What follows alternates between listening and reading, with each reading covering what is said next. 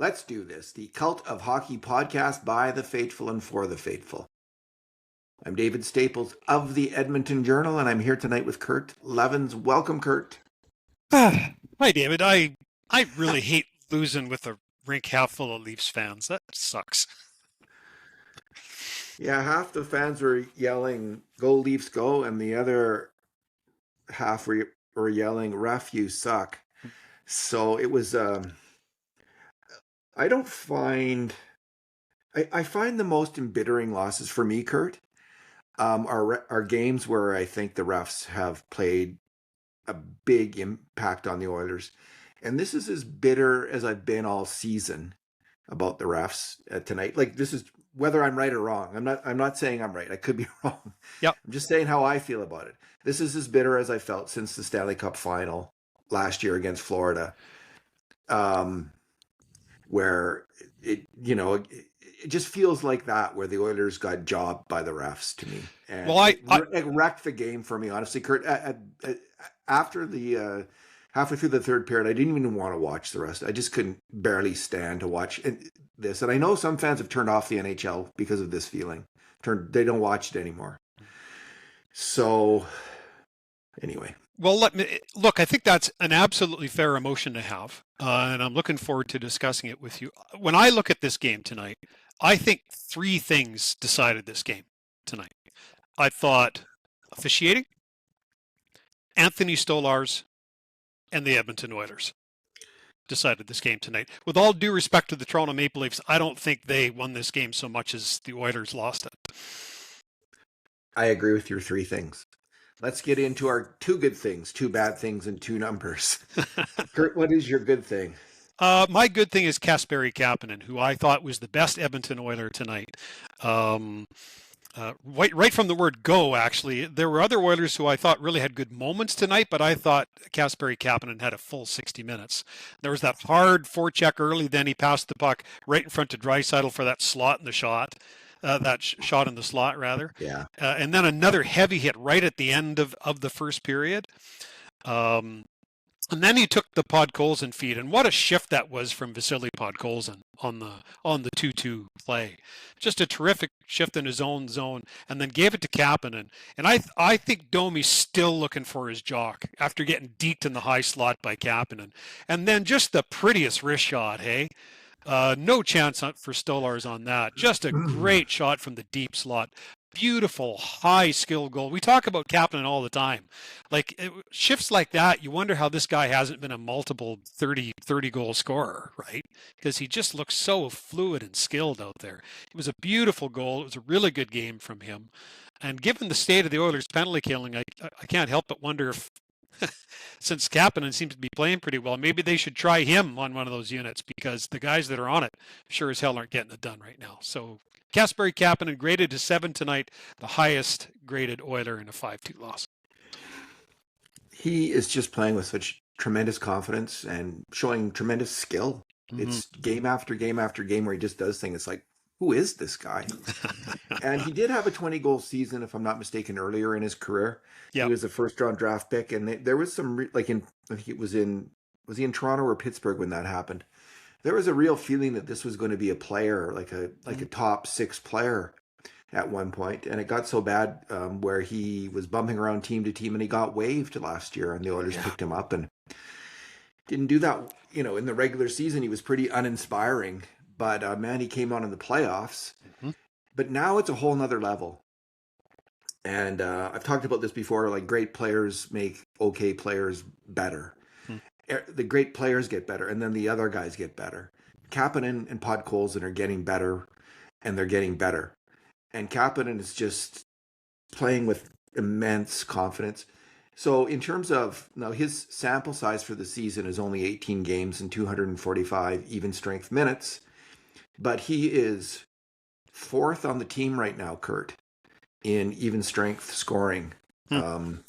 He's getting, so McDavid has 3.1 points per 60. Draisaitl has 2.8. And Kapanen has 2.7. Wow, hey? Leading the way is in a small sample size, Josh Szymanski, who has 3.2, got his second point tonight. He has 3.2 points per 60. He's only played 37 minutes though.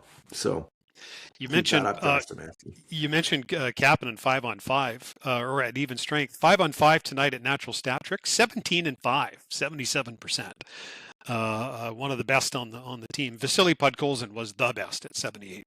So. And I know a lot of Oilers fans are despairing tonight. Like there's a lot of unhappiness about the team and the coach right now. And we'll get to that. But I see the coach. There's some problems with this team, and I don't think they've been properly identified yet. Not by, I think you and I have. Not to put too fine of a point on it. Yeah, it's true, but I'm just like being honest here. But I think the Oilers haven't, and until they do, there is going to be more misery. But they are putting together some forward lines that work, and this is clearly one of them. This second line has been great. It's funny, the top line of McDavid, Hyman, and Nugent Hopkins hasn't been that good lately, and they had a 5 game tonight. You know, not bad, but not great either. Yeah, they weren't. I mean, there are such fantastic players that they always are almost always involved in some really great scoring chances, and they were again tonight. Mm-hmm. That line's not clicking right now, but it has in the past. And now there's this line. There's an interesting third line and an interesting fourth line, which we didn't get to see tonight, and we will talk about that. Kurt, my good thing. What is my good thing? Oh, it's the third line. The third line. I'm segueing right into it. They scored a goal. And, you know, all year long, we've been talking about the lack of scoring from when Draisaitl and McDavid are not on the ice. The Oilers haven't been able to score, and they haven't been able to defend very well. Tonight, both goals actually came without Draisaitl or McDavid on the ice. Hmm. The second goal, as you just talked about, was Kapanen, and he was playing with Nugent Hopkins, which is an interesting line. Kapanen, Nugent Hopkins, and Podkolzin could be a really good playoff line, or a variation of that, because it's two pretty heavy wingers with Nuge, and that could really work. And Kapanen has the puck more when he plays away from Draisaitl, because Draisaitl is just more of a transporter than Nugent Hopkins is, right? So that's right. It increases his role. It kind of like he's kind of the razzle dazzle guy. Nuge is good with the puck, obviously, and Podkolzin can take it in a straight line. That's for sure. Sure can. Off the ice. But the third line manufactured a goal off a face-off, and it was a nice play, because I think it was Roslovic who took the draw. He did, and he put it over to Szymanski, who got it back to the point, and that was Szymanski's point on the play. And then Wallman just he has got a wicked shot. He has got a wicked slap shot. He does, and it's the second best slap shot on the team after Bouchard. And there was an excellent high screen on that play by Matt Savoy. That's why the goalie didn't see that shot, is because, and I don't know if it was an intentional high screen or not by Savoy, but he was blocking the goalie's view. The goalie didn't see it to the last second, and it went in. It was a great shot as well, right inside the post. So, you know, the third line, they manufactured a number of grade A shots. They might have given up one as a group. They were good. Roslovic and Savoy are both high skill hockey players. They work together really well, and Szymanski is a good role player. They were out on the first goal against, but it wasn't their fault. There was a hideous turnover, and you know, Craig Simpson mentioned Szymanski, but Szymanski didn't have time to, and it wasn't his player; it was Wallman's player in front of the net anyway. So, like, there was really no recovering after Ingram's turnover on that one anyway. So they were out for a goal against as well. But I didn't blame any of them on it. No, it was a fact that Szymanski didn't get to that man. But you're right that it wasn't his man to get to. He just happened to be the closest guy to him, and the puck went in the net. So, yeah. Kurt. Oh, so we're going to just segue. I guess I'm going to go first. I think it would go good if you did. All right. Let me just see here. Why is there's something kind of screwed up in my game, line score here. When did the first Leafs goal come, Kurt? How early in the second period? Do you recall? I can tell you in just a I'll have second. to fix this later. Seems like I'm missing a... First goal was at 7:12 of the first period. Of the second period, rather. And the next one was 11:09. And then, of course, 9 seconds later, 11:18 was the 2-1 goal. Oh. I just forgot to mention. Oh, there we go. Oh, I just got them mixed up in order. Okay. Sorry about that.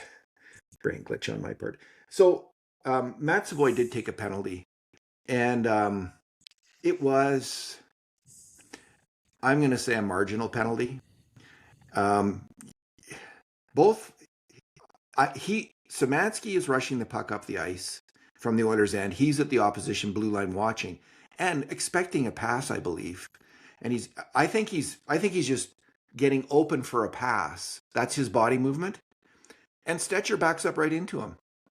There is no, both players have a right to that space. There is no, I didn't see intent to interfere. Sometimes you do on those plays. I saw a player going to get a pass and another guy stumble into him and push Savoy offside. Savoy then trying to stay onside. There was no benefit necessarily for the Oilers in Savoy doing that in the moment. The puck went behind the net, and then an Oiler got hacked like crazy behind the net. Could have been a call there as well. Anyway, they sent Savoy off the ice. It was a marginal call. I'm going to say it wasn't an atrocious call. It was a marginal call. So they go on the power play. Then the Leafs, they've got a power play late in the game. This is a huge advantage in a tight game. The referees have just handed to the Toronto Maple Leafs on a marginal call, and but that's life in the NHL. You got to fight through that. I understand that. What happens next, though, I just think is atrocious. The puck scoots out of the Leafs zone in the power play. Janmark and Matthews are going for it, and Janmark has an edge in getting it. Matthews reaches in with his arm and holds Janmark back from being able to get the puck. That's a foul. To fight through that foul, Janmark then pushes hard back against Matthews and smashes Matthews in the head with his stick. That's a foul. There's 2 penalties there. Craig Simpson called it very fairly. He said if you're a Leafs fan, you see the high stick. If you're an Oilers fan, you see the hold. And he said, I see 2 penalties, one for interference and one for high sticking. He was completely correct. And I thought when I first watched it that it was a makeup. That when the referee raised his arm, I thought it was actually going to be a makeup call initially on the Leafs, right? Because it had been already a marginal call, right? Yeah. And the refs have got to know that. They already have made a marginal call. And I thought, okay, they don't want to get in the way of this game, so they're making a makeup call. But no, only one player went off the ice, and it's like almost a 2-minute 5-on-3. You've essentially handed the win to the Leafs, or a huge advantage in this game to the Leafs, giving a 5-on-3 at that point in a tight game. And talk about blowing a game wide open and giving one team a massive advantage on an iffy call and then an incorrect call. And the reason it was an incorrect call is the ref was on the wrong side of the ice to see Matthews. I watched it again, and his view actually of the play might have been obscured at one point by a Toronto Maple Leafs player coming back and getting in the way of his view. So he didn't see Matthews' arm getting in there. He wasn't in position to see it. He didn't see it. All he saw was the high stick, which was more obvious. It was really frustrating, Kurt, to have such consequential calls have a major impact on the game. And you could say, yeah, the Oilers could kill off the 5-on-3. They might have. They could. Sometimes that happens, but 2 minutes of 5-on-3. I wonder how often NHL teams kill off 2 minutes of 5-on-3. Like, honestly, is it 20% of 30% of the time? Not that often, I do not believe. So, yeah, I was fed up at that point. On the first call, I think 2 things worked against Matt Savoy. I generally agree with your assessment of the play. Here are the 2 things that I think worked against it. One, Jake Wallman was coming up the wall and then did take the puck into the zone. I think that would have been a factor in the referee's thinking. I'm not saying I agree with it, but I think it would have been a factor. The other factor is who Matt Savoy is. I think that's a call that goes against a rookie player that doesn't get called against a veteran player. And that is something that has picked my butt about NHL referees for time immemorial. And I thought this play had that smeared all over it. I agree. Ultimately, the referees tipped the balance of this game. I thought that was a poor call against Savoy. I didn't think the call against Janmark was so bad because it's a high stick to the head. You do have to call that. Yeah, that's totally a penalty. We agree. On the non-call on Matthews, you'll recall the comment I made in our previous podcast about me being unhappy with NHL referees calling things that they think they saw. Well, this falls into that category as well. In what way, Kurt? Because they in this case they didn't see the interference from I saw it, you saw it. I agree with your assessment. He didn't see it. But it's in the same pile as imagining you saw something. He couldn't. Yeah, he was just in the wrong spot. When I saw it again and I realized, oh, he's in the wrong spot. Like, no wonder he didn't see it because it was Matthews's body was in the way of seeing it in a way, and he just didn't see it. Yeah, but with Janmark, I mean, you've got to call it. It's a high stick, and two, you're a veteran player, and you're already down one man. You got to control your stick, man. Like I don't mean to yard on Matthias Janmark here, but you can't take that penalty in that spot. You just can't. If it hadn't been so linked to the actual hold on him, he was trying to fight through the hold this way, and. So do it without hitting him in the head with your stick. Like I hear you, Dave. But any referee will and should call that, right? I have way more sympathy for your case on the non-call against Matthews. I think you make a very valid case there. Alrighty, Kurt. What is your bad thing? Well, my bad thing was bam, bam. It's 4-2, right? I agree that, with a 2-minute 5-on-3, you're going to give up a goal. It's pretty much a fait accompli, right? It's going to happen. I didn't fault anybody on the play. I didn't think the goaltender had a chance. It was what it was.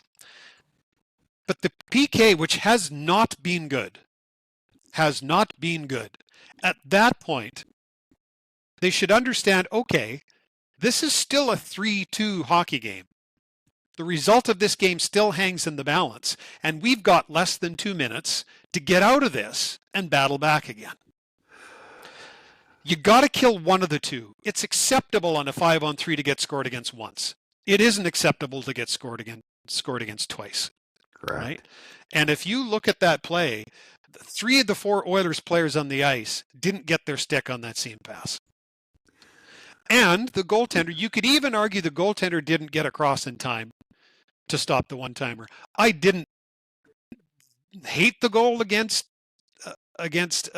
Ingram there, but I didn't think that he was primarily at fault. But there's 3 defenders, including Savoy, who was the guy who initially took the penalty, who didn't get his stick on the cross-seam pass. So it was a bad 9 seconds for Matt Savoy. Yeah, I thought both Wallman and Savoy were in the best positions to block that pass. Nurse was kind of down low covering 2 guys at once. I didn't fault Nurse, but Stastny was the other guy who also had a chance at that and didn't get it. Was it Stastny or was it Wallman? It was Wallman, sorry. It was Wallman, yes. Yeah, and I just thought, Wallman didn't have a great game on defense. No, a great goal, but boy, that was his only highlight. I thought primarily at Savoy, he got a little too high. And he was the first guy that caught my eye as well. I agree with that originates there. And so that's a 5-alarm shot. Like that's a cross. That is a one-timer off a cross seam pass. I agree. So here's my point on that. What did we say with the previous 2 netminders that we had on this team? You need a save at a key time. So that was the primary critical juncture in this game. And the goaltender didn't bail you out. Would have been nice. No, not primarily at fault, but you need him to at that point. Other goaltenders do it. Yeah, I don't see the goalie as the cause of this loss. Nor did I say Except he was the except cause the of one the one he except when caused. he was when he turned But over the puck. but But my his point his is, David, in a 3-2 game, your goaltender has to come up big for you, and he didn't. would have been nice, and Yeah, Stoller certainly did, and we'll get in. We're going to have a yeah, little bit more yeah. thorough discussion about that in Yeah, a but this second. PK has to get fixed, including when they hold their little camp after the Olympics. I say that in a desultory manner intentionally. Um, they have to come up with new PK units because these ain't working. I think they. I'm not sure about. I think Savoy's been pretty good. Um, so I don't want to rate him on What recency is Jan bias. Mark? Yeah, Mark has got to come out of the lineup, and Yep, Henrique is going to go in. yep. So, like, let's say a third line of Henrique, Lazar, and Frederick is what, or a fourth line of Henrique, Yep, Lazar, and Frederick I'll take might that. make more sense. Now that's Yep. kind of slow, so that's tough in that way. But they're all, at least two of them, Henrique and Lazar, are pretty smart hockey Well, players. I'm not sure your quicker alternative can play in the NHL anymore, Dave. I'm not sure he can either. I'm not. Yeah. Okay. I think they need another fourth liner as well to go with Lazar and Henrique. Um, so Kurt, we're on to our numbers. What's your number? Well, my number's 4-4. 4-4 was the record they arrived at, and my lead line in my Cult of Hockey game grades tonight, which is up on all socials right now and at our site. Edmonton Oilers lose special teams, goaltending battle, and 5-2 loss to the Leafs. And my lead line in the article was the Edmonton Oilers concluded a decidedly tepid 8-game homestand at 4-4. When we went into this 8-game homestand, not only is it a glorious opportunity to take a grip on the Pacific Division, but four of those games, including tonight's, were against opposition teams that were coming into your barn on the second of back-to-backs on the road. And you end the homestand at 500, that ain't good enough. And That's now they're not going to below. get it done. They're below real 500 again. Yep, they're They've still got technically tied with Vegas atop the Pacific, but the Golden Knights have 2 games in hand. So 28 wins and 29 losses for the Oilers this year. pretty ho-hum, right? Pretty ho-hum. That's Right? pretty ho-hum. Yeah. For a team that has gone to back-to-back Stanley Cup finals. Yeah. McDavid kind of put them on his back in December, and then Bouchard picked it up to some extent in January. They won a But couple games in there they probably shouldn't have won, let's be honest. yeah, you're right. And that's the thing in this homestand. Like, it was not great. Could have been 2-6 easily. Yes, that's the sad thing, Kurt. Yep. It's like not like we can say it could have been 6-2. No. It could have been 2-6. Fortunate it's 4-4. So that's my number. Okay, the last two games, Kurt, were weird games, in that the Oilers decisively had more grade A shots than the other team both times. Both times it was 24-16 by my count. Oh, really? Games 24-16. Wow, what are the odds?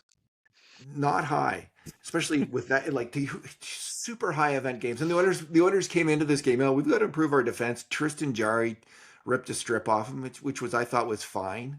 He said, and so what do? It's like 24-16. Like, 16 is a huge number for the Oilers to give up. 24, like, their offense in the last two games has been great, and the goalies on the other teams have just been better. Like, both nights. That's, but again, the 5 alarm shots, although the Oilers had more grade A shots, the subset of the most dangerous 5 alarm shots, they go in about a third of the time. And I had them at 12-10 in the Minnesota game, and 13-10 for the Leafs tonight. 12-10 for the Wild, and 13-10 for the Leafs. The Leafs, and so this is when Ingram made a lot of really great saves. He made a lot of great saves on very difficult shots. The Leafs, you'd expect them to score about 5 goals on that. So they got 4 and an empty netter. So it wasn't like Ingram stood on his head or anything, and he was the cause of one of those goals against directly with a turnover. But aside from that, like, he made a lot of big saves, especially early in the game. And they just came out and they gave up great chances right out of the hop. And they can't give up that many 5-alarm shots. Tristan Jarry said it last game. Connor Ingham's more humble, and I doubt he will say that tonight. But this has been a tire fire of 5-alarm shots against the Oilers in the last 2 games, and it speaks to what you and I have said is a huge problem. They need to get better defensemen. They need at least one more really good defenseman, maybe 2. And this is the loss of, like, forget the loss of Stuart Skinner. Like, I know, actually, don't think people are. I don't think the trade of Skinner was that controversial. Or Stu let in a bad one tonight in Pittsburgh. Yeah, so yeah. Even if he plays well in Pittsburgh, I think the vast majority, like 90% of Oiler fans, approved of that trade, if not higher, when it happened. Agreed. And even now, it would be really high because a change had to happen. Yep. But the loss of Kulak is proving to be more significant.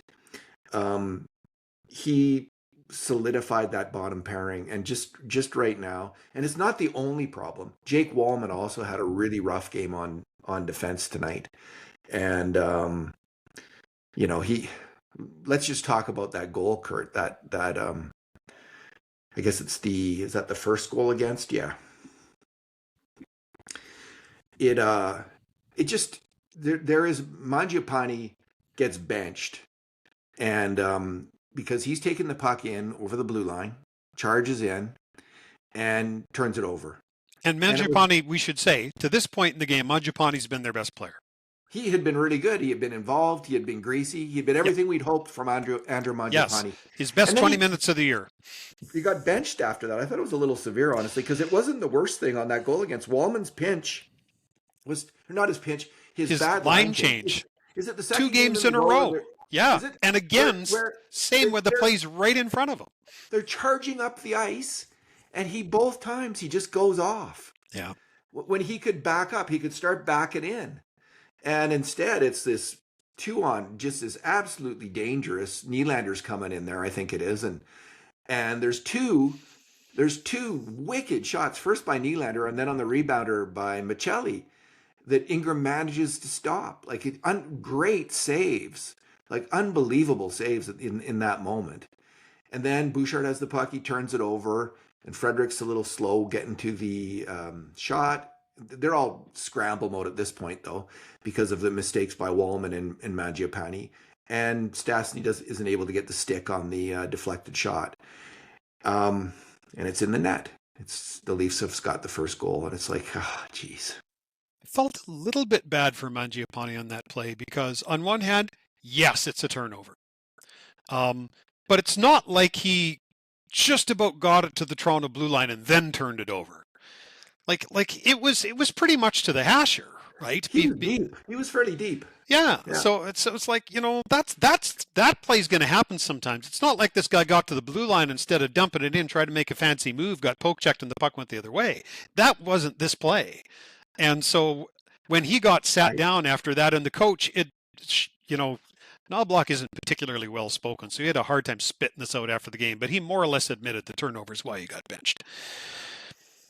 I didn't think it was worthy of a benching either, Kurt. No. Like, if you're going to bench anyone, bench Wallman. And I agree with you. It wasn't like he's the last man back, like an offensive zone cycle, and he tries to fancy move at the blue line, or it's a rush and he makes a bad pass. He just turned it over. There was 4 guys back, I think, at that point. There's 4 guys, Oilers, back behind him when he turns it over. Yeah. They can all stop that goal. And Wallman, if he hadn't changed off. Terrible change, yeah. Here's the other thing, David. Here's the other thing. Andrew Mangiapane wouldn't have turned that puck over if he was in the press box. Let's talk about this, Kirk, because I wrote a post about this, and I was really steamed. Because here I've been, like, raving about Curtis Lazar. Everybody has. You've been talking about Curtis Lazar all year. Yeah. And, I'm on the Lazar train here, and he's going great, and he's leading the fourth line. Like, they got a little bit of a buzz going on the fourth line. They Frederick Janmark. Like, he's leading 2 wingers who probably shouldn't be in the NHL this year, and they're getting decent results at even strength. Like, they're sawing it off. They're doing well. So I know the solution to that. Take them out. I just was gobsmacked, Kurt. I couldn't believe it when I saw that.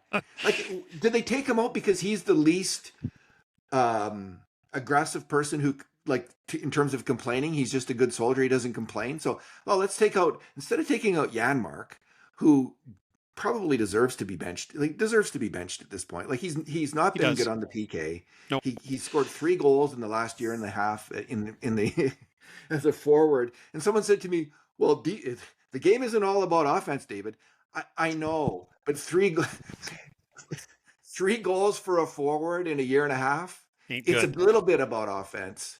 Yeah. So that's not even close, right? He's not, and he's starting to get like early in the game. There was a play where he gave away the puck, and there was a great or a 5 alarm shot.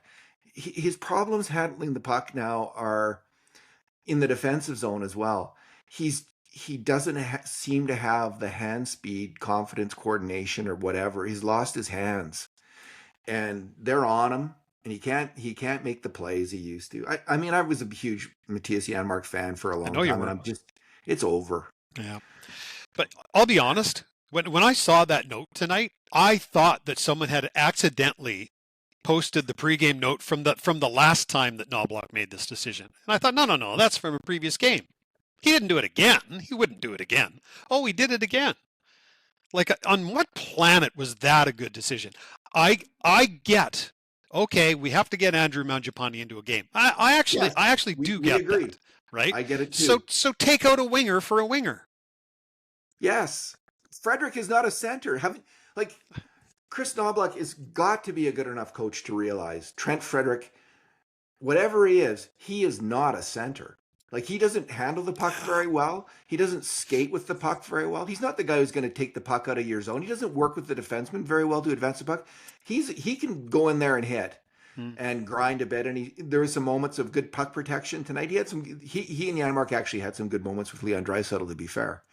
So, like, Frederick can make plays, and I'd say I've seen more in the last month in terms of good plays than I've Me too. seen previous. Me too. So I'm starting to get hope with this player, but he's not a center. It's asking too much, and it is preposterous to take out a guy who has been hitting, hustling, making plays, Winning faceoffs. winning faceoffs. Like, he's not a good PKer, but who is on the Oilers? Like, it's I just didn't get it, and I don't like the times that actually take a run at a coach, like in a post, like, and just criticize him without saying, well, I could understand. I just didn't understand this. Like, I may have never written a post about Knobloch that before, where I just thought there's no real explanation for this that I can grasp.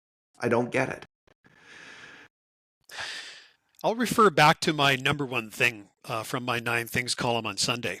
And if you'll recall, the topic was the change in coaching staff from an X's and O's standpoint might have made a lot of sense, but I think ultimately it's hurt the Oilers in the long run. And the point was that the two voices that are gone from that bench in that dressing room were Paul Coffey and Glenn Gulletson, two very confident, outspoken veteran coaches who weren't afraid to say what they thought. And I really wonder if we've got an echo chamber in there right now. You think about the Beatles. When John Lennon and Paul McCartney were together, they wrote more number one hits than any other songwriting team in the history of music. But when they split up, Paul started writing some sappy songs that probably never should have been released. Why? Because John wasn't there to say, "Don't do that." Are you daft? Don't do that, right? Don't record "Mary Has a Little Lamb" and put it out as a single, right? So, you know what? I'm sure these are, in fact, I know these are good hockey men that are now on the bench with Chris Knobloch. But maybe there's no one in there to say, "Are you nuts? Why are you taking out Curtis Lazar?" I love that, because I know you're a huge Beatles fan. So, Huge, yes. and I was just watching that making of, what is it? The making of that one album. Like, there's a big thing on Apple Yeah, about it. Get Back. It's fabulous. Yeah, Yeah, and they show the composition, and yeah, they show it kind of coming apart. Lennon being less involved in the band, and McCartney getting bossier and bossier, and it was yeah. that was really interesting. And it's a good point, Kurt. Chemistry is a weird thing, and I think that the McFarlane is his name, the guy who's running the power play. Yeah. Keep him. Um, the power play was getting a little stale, and he's added some wrinkles, and it keeps getting more interesting in a lot of ways, the power play. I like the power play. The PK and the defense. I was on this train before, bring back Paul Coffey. And, I kind of backed off when the Oilers started to play well in December. But and let's call a spade a spade. Both have regressed this season substantially. The PK and the defense. The PK and the defense. Yeah, I think so too. Right? It's maybe it's time to take up that, start swinging that axe again. I just realized they're not going to do it. Like, I don't think they're going to, but you never know. Like, never say never. Yeah. Like, do you want to win or not?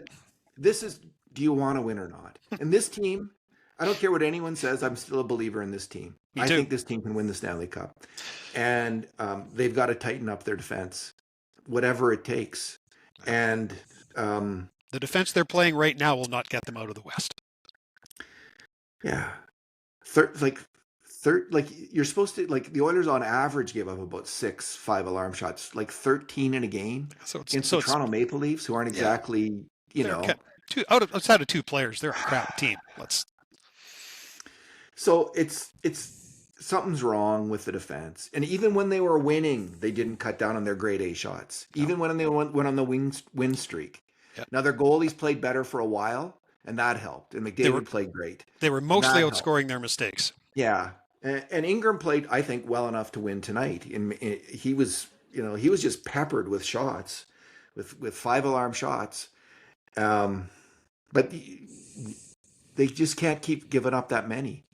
They can't. That amount of pressure will break through in the end, and it did. You brought up the Tristan Jarry thing, so my quick comment on that is good on him. Yeah. Don't you think Mike Smith would have done the same thing if he was still on this team? He would have called them out and said, "What the hell's going on here?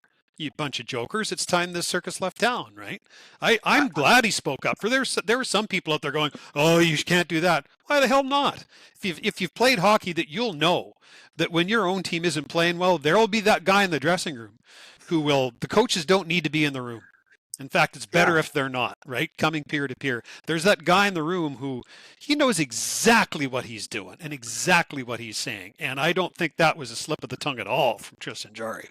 Well, speaking of losing big personalities, Corey Perry was definitely that guy, right? Who would ream them all out, and get after them in a big way. And he's not here. Coffey's not here. Gullickson's not here. Yeah. So these are 3 loud alpha personalities, aggressive people. Yeah. And generally, I think Chris is a good coach. Generally, I really sincerely do believe that. But he ain't Vince Lombardi, right? He needs, and he's got to be Chris Knobloch. And I think I like what he brings as a coach. But he needs a bad call. The point you made in your column was they're all the same person. Yeah. And you made that on the podcast the other day. That was in your 9 things where you tell that story right now, Kurt, about being a manager, because that was a great story from your 9 things. I set up a team in a big division that I was operating for my company, and all these really smart, capable professionals in the room. And my mentor came to see me one day, and I shared with him. I said, "Yeah, I've got this really great team, but it's not clicking. It's just not working. I can't figure out why." And he looked at me over his glasses and he laughed and he said, "What do you mean you can't tell why?" And I said, "Well, I don't know why." He said, "Kurt, look around you. You've hired a bunch of yous. You've hired a bunch of Kurts." And he was right. Like, I just hired everybody in my image, and I paid no attention to having diverse voices and ideas and all that kind of stuff. It wasn't the employee's fault. It was mine. I was the one who'd screwed up. And so I eventually... Were you a young manager? Was one of your first managers? Relatively, yeah. Right. I was smart enough. I should have known better, but it took someone, you know what great mentors are like, David. They have your best interest at heart, and they'll tell you when you're wrong. Right. And that's what this guy... That was fantastic. And it just, it really, it's hitting home here. He probably hired guys, and kept, in Stuart's case, people who who he vibes with, right? Like they're all the mellow guy, bunch of mellow dudes. And I think the mellowness of Knobloch really works with the Oilers because McDavid is so freaking high strung. Me too. And he needs someone to tell him to calm down. And it's great to, and let's talk about that too, by the way. McDavid's great article for the Players Tribune. It was fabulous. He talked about how Knobloch tells him to calm down and he should probably listen to that, and he just can't always do it. But I do think that's what McDavid needs from his head coach. And I think that does work, them two together. But they do, like, other players need a kick in the butt. They totally need it. And some of the defensemen are like that. I think there's some pretty guys with some pretty big egos on that defense, and who need a kick in the butt to play better, to get going. And if it's like the easy thing to do, maybe the hardest thing would be to bring back Paul Coffey. I don't know. We don't even know if he wants to come back or if he would come back or what the situation is. Right down the hall. Bring him back. Bring back the cough. Yeah, bring him back. What did Terry Jones say way back in the 80s when he wanted to get rid of Paul Coffey? Can't remember. Paul Cough Up, he called him. Paul Cough Up. Paul Cough Up. It reminds me of Bouchard, eh? Yeah. Just one of the greatest defensemen of all time. Yeah. Labeled him as Paul Cough Up. It's all these defensemen, right, who are offensive masterminds. They make mistakes. Yeah. They have the puck more than anybody else. They just have the puck a lot. It's math. It happens. Yeah. Yeah. Okay, Kurt, you also wanted to talk about Nurse's fight. Yeah, because you know what? Here was a case where your superstar player is in the middle of the ice, and a no-name defenseman from the Toronto Maple Leafs comes up, and I'm not going to say it was a dirty hit, but McDavid was exposed, and the defenseman took full advantage of that. I think that's a fair assessment of that hit, right? Yeah. And after years of people in this market saying, you can't let that happen, you can't let that happen. And they're right. I mean, you can't let that happen. You just had to wait about 30 seconds. Carlo was still on the ice. The defense pairings changed, and out came Darnell Nurse. And if he didn't make a beeline straight to Carlo, it was a pretty damn straight line. And Carlo saw him coming. And obliged, and good for Carlo for taking the fight. And I thought that the fight was 60-40 Nurse. And credit to him. You know, Nurse is a tough guy, but fighting is a tough business. Trust me, as someone who has fought and lost, it's tough. But that's what you want from a guy like Darnell Nurse and others like him, is when you see your best player being taken advantage of, you got to step up and defend him.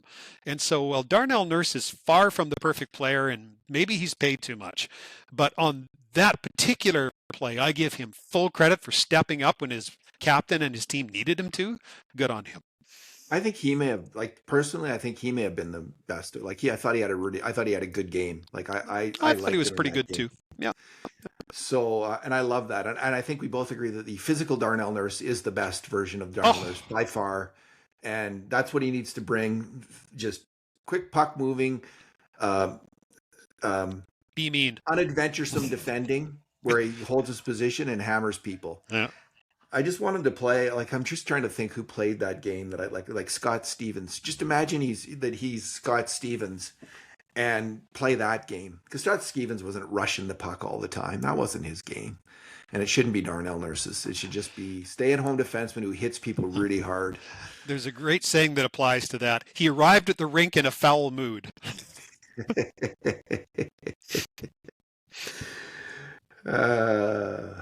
All right, Kurt. Let's end it with the McDavid thing. Yeah. And it was interesting. Many people, including me when I first read it, took it as actually, I'll make that point later. I just think, first of all, it was fantastic. It was after the contract negotiations. During the contract negotiations, Connor McDavid was going through a process. And I think he's a very kind of process-oriented guy so he was involved in the negotiation. He was following a script, and the script was, we're going to look at all options. We're looking at all options, and we're not making up our mind, and we're not making any commitments. And I think for Oilers fans, that was super hard to take, because he wasn't saying, Draisaitl said, even before he signed the contract, Draisaitl said, I loved Edmonton and I'm signing here, essentially. Maybe not quite exactly that directly, but he said that. And McDavid didn't say anything like that. It was all like, well, I'm processing things and we're going through this process and I'm making up my mind and I'm looking at all these factors and we're going to make the best decision for me and my family. And it was like, it made Oiler fans crazy. So after that, um, like, and even when he signed, there wasn't a huge amount of enthusiasm. There was like, did he sign the 2 year deal because he wants to get out after 2 years? Or did he sign for that 2 year deal because he wanted to have a low cap hit so the Oilers can compete in the next 2 years when they might be having salary cap trouble? And maybe it was a bit of both, but we didn't really know, and it's not been that clear, frankly. So I think Oiler fans have been a little bit wondering where is he at? He's been playing like out of this world good through December. Um, so there's that. But did that ever hit the spot for Edmonton Oiler fans? Like there was many tears, I think, of joy when people read that. People, and the most common comment was, "I want to run through a wall for that guy," because of his clear passion for winning as an Edmonton Oiler and succeeding as an Edmonton Oiler. He said exactly the right thing. And I think in terms of his relationship with the city and the fans, it's a turning point. It had been cool, a little bit cool because of the contract negotiation and anxious. But people needed to hear that. And it wasn't until they did hear it that they understood how much they needed to hear it. Good for him for saying it. It was a perfect thing to say. I think the relationship between Connor McDavid and the fans of the Edmonton Oilers is like a marriage. And every so often, one partner needs to look the other one in the eye and say, I love you. And it kind of reminds both of you that, oh yeah, this is pretty good. I like this. And I think this was one spouse looking at the other and saying, I love you. I love being here. I love being in Edmonton Oiler. I want to win here. And so when they announced the 3 Olympians before the game, and by the way, it's pretty cool to see Josh Szymanski out on the ice Yeah. with Connor McDavid and Leon Draisaitl. That must have been quite a moment for the young man. But I noted that when Connor got introduced, the large majority of the arena, certainly all the Oilers fans, stood up and gave him a standing ovation. Yeah. No doubt because of that article and because of something. Let's be honest. He's often a somewhat guarded, soft-spoken guy, maybe a little less so now than when he first broke in, but he's still not gregarious, right? But that's just who he is as a person. I've never faulted him for that. So for him to be as forthright and honest and reveal as much of himself as he did in this article, I thought was quite remarkable. Probably not easy to do, but just like when you say I love you to your spouse, it always feels better after you've said it. Kurt, that was really poetic and well said. I think that was a wonderful comment you just made there. Great analogy. And yeah, he is so high strung, conscientious, driven, and yeah, probably opening up was difficult for him to do. I think he said at some point, like, when you get these scars, though, you have to, you, you can't hide from them, right? You have to show them to the world and be proud of them. So he's learning that, like he's learning to open up a little bit. So we're lucky to have him. Kurt, tomorrow night we got another game tomorrow night, so we don't have to do a State of the Union address anymore. I guess we can talk. We're gonna be heading into the Olympic break, and during the Olympics, we'll be doing game grades of the Canadian team in the Olympics, and I'll be doing the grade A shots. All of that stuff. We'll be doing podcasts of the Canadian games through the Olympics. So, and we'll probably have an article here or an article there on the other 2 Oilers that aren't playing for Team Canada. But it means we only have to watch one other team. Yeah. But I'm getting excited about the Olympics now. Like it is. I note that Anthony Cirelli was injured and they replaced him with Sam Bennett and I thought I agreed with that, though. It was a center for a center, right? I think the bigger question is if the other Tampa guy can't go, then you got to be calling Zach Hyman, I think. I agree. Alrighty, Kurt. Thanks for talking tonight. Thanks for calling. And thank you to the smartest, wisest, sanest hockey fans in the world. Edmonton Oiler fans, fans of the cult of hockey, by the faithful and for the faithful. And in the meantime and in between time, this has been another edition of the Cult of Hockey podcast.